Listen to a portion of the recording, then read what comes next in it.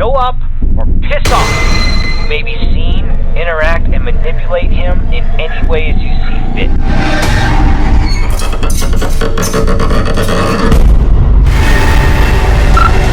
North front. You've got a choice. Either he gets you, or you're gonna have to cut him out.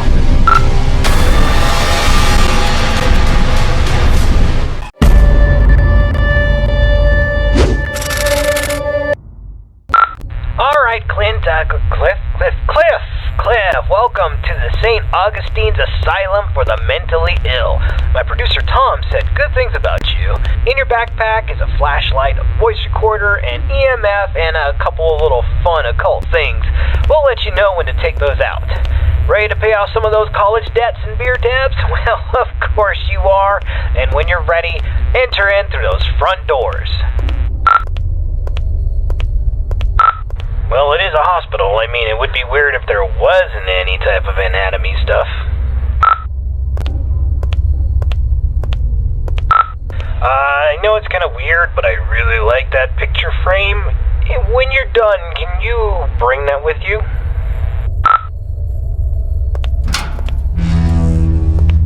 Nice, the door was unlocked. It can get a little sticky sometimes. So, here's the story behind the St. Augustine's Asylum for the Mentally Ill. It was founded in the 1880s, closed in the 1960s, and a lot of nasty stuff happened here. I mean, this place is only supposed to house around 500 patients, but at its peak, it was around 3,300 patients in here. I mean, the place was, less of a hospital and more of a place where you dropped your problems off and hoped they disappeared.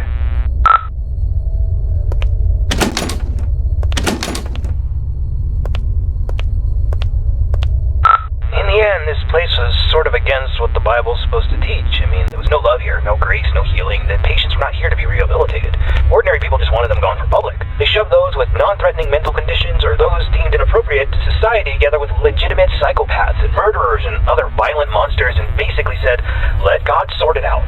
The atrocities in here are just too much to count.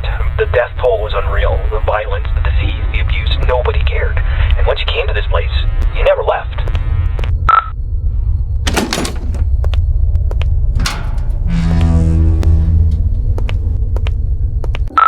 This is where the 100 hallways patients would convene, and we heard that the patients pre-1920 actually received decent care.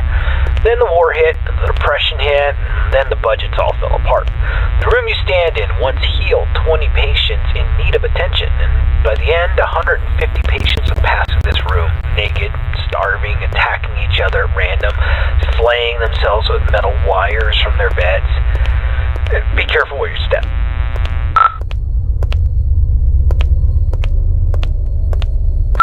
Alright, this is a good place to start. I want you to take out your voice recorder and I'll hopefully be able to awaken this place. Okay, spirits of St. Augustine, please reveal your presence to us. Show us that you are in this room. Feel free to interact with anything or speak to us. Use your words, use your voice, and let us know that you're here. Okay, play that back. Just know that you're here.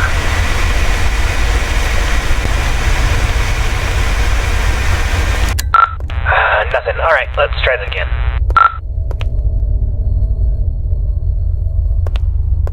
Alright, let's try this.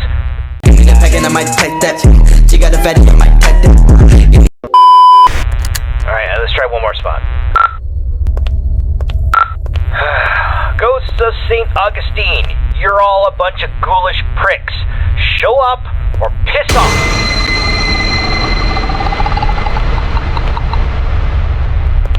Whoa, did you hear that? Play that back. Pricks, show up or piss off.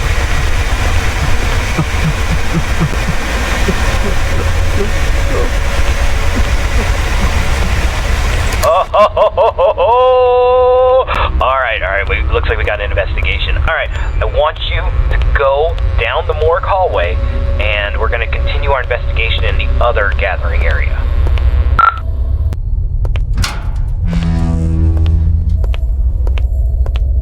Okay, the 4 areas you need to visit to fulfill your contract The East Social Area is the first on the list. This is the area where the inmates who are deemed a danger to society would convene.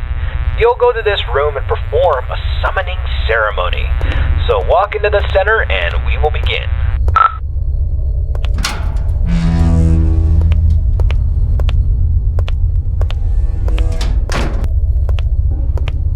This is the entrance to patient cells 200 to 219. We're talking extreme bipolarism, schizophrenia, dementia.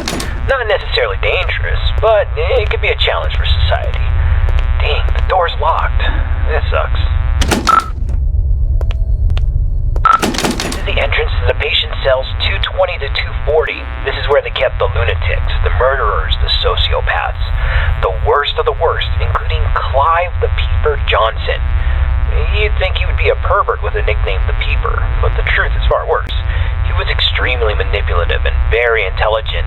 He was a murderer and a maimer. Most of his victims could never identify him because he managed to convince them to gouge their own eyes out with metal wires and even their own fingernails. He came here due to legal loopholes, and when the facility went off the rails and the doctor stopped caring, he jumped into action. The patients who didn't listen were tortured, and the ones who did wandered around the facility, blind, screaming, and in constant fear. This door's locked too. Let's just start the ceremony. Spirits inside this asylum, we know that you're here. We release you from your restraints.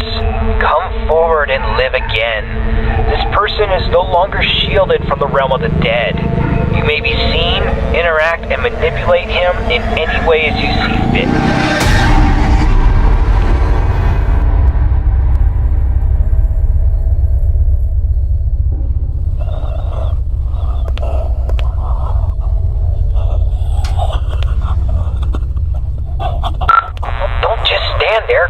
Go check it out.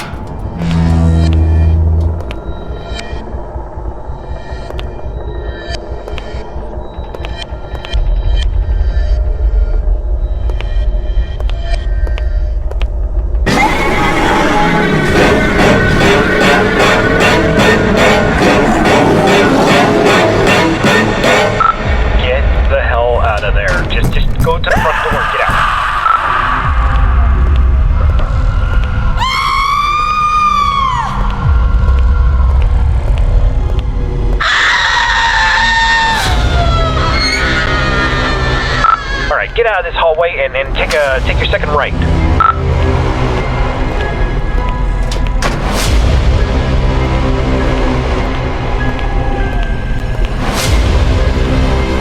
Door's locked. Damn it. Oh, okay. There's a staircase. Take the staircase up to the second floor, and you should be next to a fire escape. You should be able to get out that way. So go up the staircase.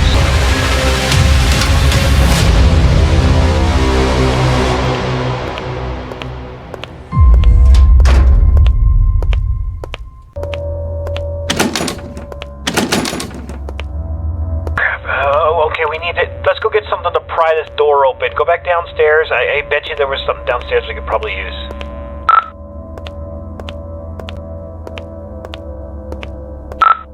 Hold on. That staircase wasn't there before. This place doesn't even have a basement. What is going on? Alright, just... I don't think you got any other choice. I think you gotta make your way downstairs.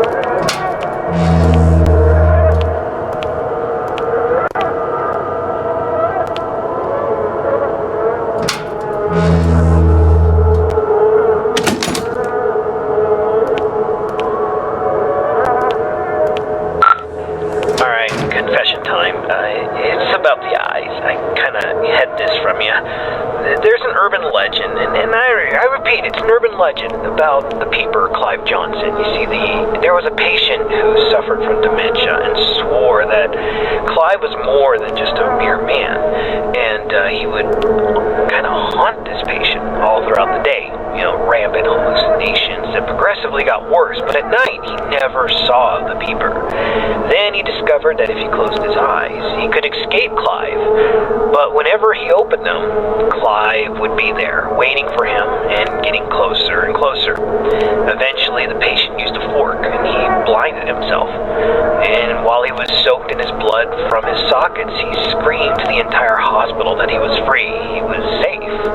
And a week later, 2 more patients charged Clive with stalking them, even though he was confined to solitary. I mean, it's crazy. They took their eyesights too. This pattern didn't stop. I thought it was BS, but based on what we've seen tonight, I'll pretty much believe anything. So, try to get the hell out of there, and if it gets too intense, try to shut your eyes.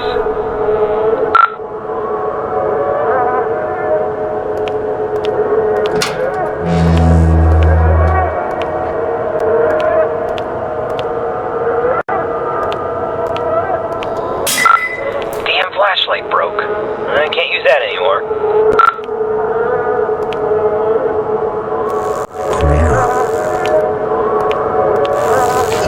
desert.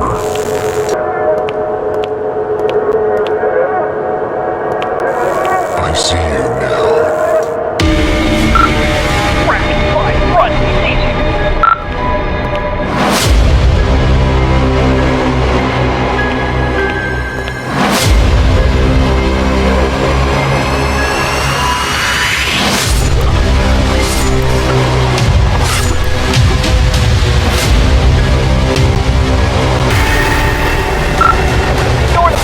Run!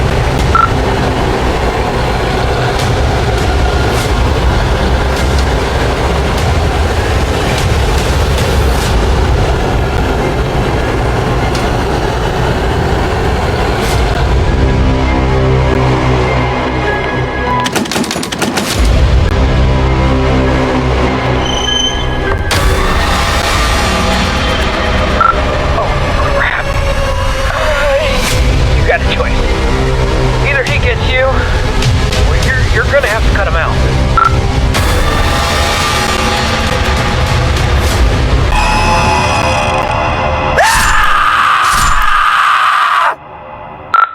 Holy crap, man.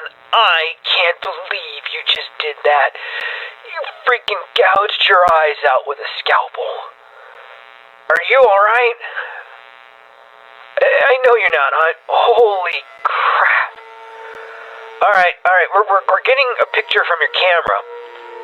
Bad news is it's pitch black. There's no light. Your room, there's nothing I could see. The flashlight went out, and we don't even know where you are. I'm not going in there. Are you going in there? I'm not going in there. Hell no. Look, if you can't feel anything, I'm sorry, but we're not coming. I'm sorry, man. I have to go. I'm sorry.